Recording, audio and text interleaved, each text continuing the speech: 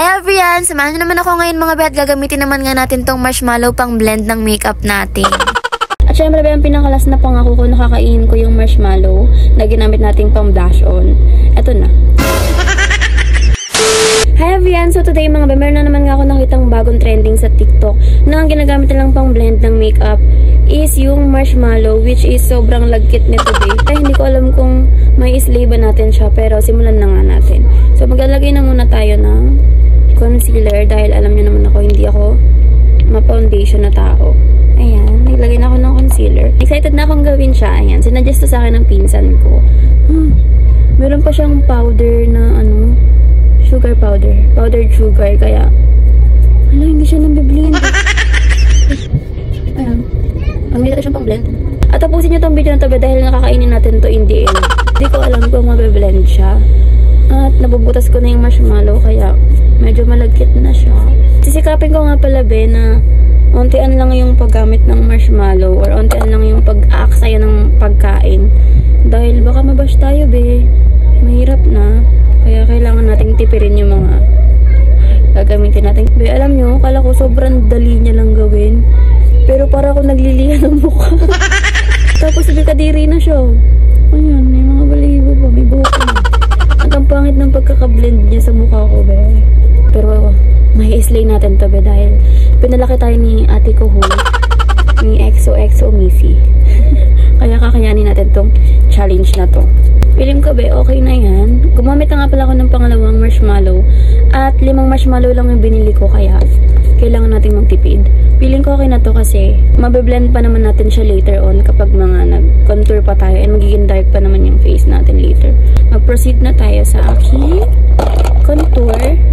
Ayan. Gamit ko tong Face Lady at lalagyan ko lang siya ng setting spray para medyo mabasa yung niya. Ito sa kabilang side is for contour and ito naman is for blush on para matipid lang tayo. Ayan, lalagyan tayo ng contour dito. And ang pinakamahirap na part dito is ang powdery niya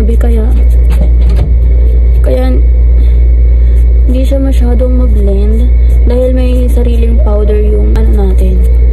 Itong pang-blend natin. At hindi rin pala ako marunong mag-contour kaya emahin lang natin yan. Ayoko na siya masyadong i-blend kasi baka pagtapos ng video na to, mukha nang niliha yung mukha ko. Ayan, okay na yan.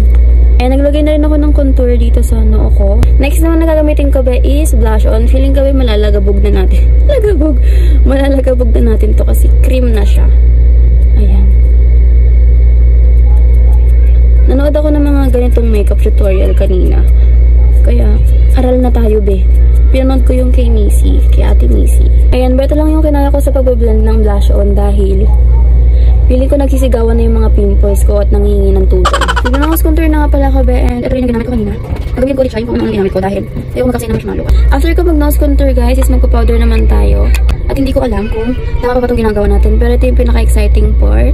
Dahil may powder din tong marshmallow. At in fairness para talaga akong gumagamit ng sponge kapag powder yung ilagay ko. At ayan, okay na yan.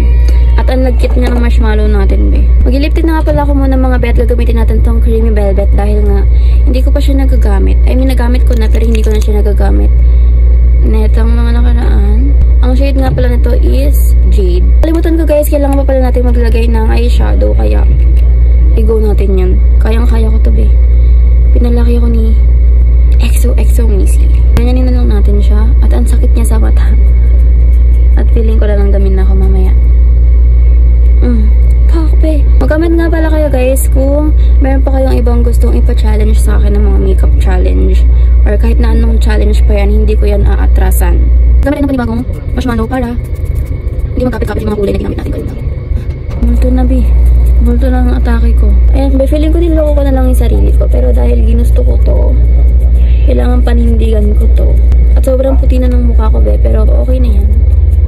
Dahil naiinis na ako. Ito last step guys, isang powder brush naman tayo. Ayan, kamukha mo na si Loti.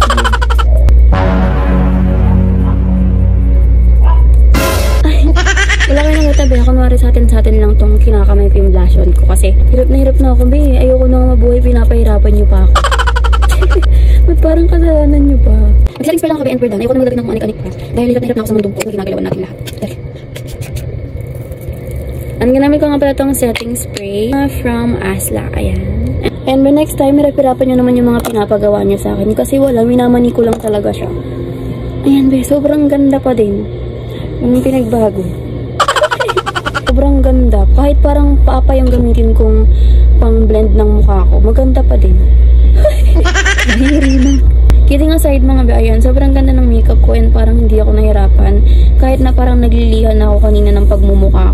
Ito na yung look natin and ito yung mga ginamit kong pang-blend, I mean. Ito be, sobrang kinawawa siya. At syempre be, ang pinakalas na pangako ko, nakakainin ko yung marshmallow na ginamit nating pang-blush on. Ito na. Isingisi lang siya sa akin. Kainin yung madumi. Wala lang sa akin, be. Charis, malinis naman yun. Yan lang mga be, happy 260k followers nga pala. Dami na tayo ng padami be, kaya kailangan pa-extra yung challenge natin. Ginawa ko na lahat. Mang prank, mang challenge, gumawa ng mga pagkain. Ayun, pag-aasawan lang talaga yung hindi ko nagagawa. Pero i-follow nyo na ako mga be para mas marami pa tayo and mas marami pang every yan yung mapasaya natin. Yun lang. Yun lang, palike, follow, and share nga pala ng page ko. Thanks for watching!